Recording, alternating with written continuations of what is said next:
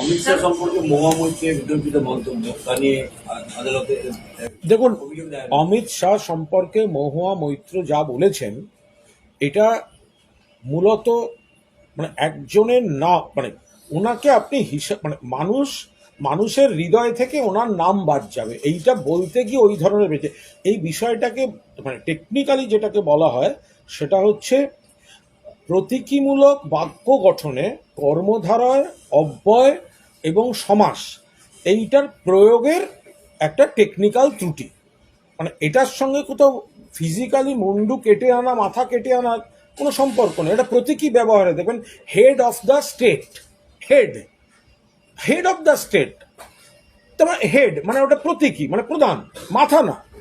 উনি যেটা বলেছেন এটাকে এটা ব্যাকরণগত ত্রুটি। এটা কোনো প্রতীকী প্রয়োগে কর্মধারায়, অব্যয় এবং সমাস এইটার একটা মিশ্রিত একটা প্রয়োগের ত্রুটি। এটাকে যদি আপনি সেইভাবে ব্যাখ্যা করতে যান, মহুয়া মৈত্র কখনোই ফিজিক্যালি সেই কথাটা বলেননি। এটাকে আপনাকে ওইভাবে ধরে নিতে হবে। এটা গ্রামাটিক্যাল একটা complexity to the use of sophisticated and elaborate grammatical structures in language indicating a deeper command of syntactic resources and patterns।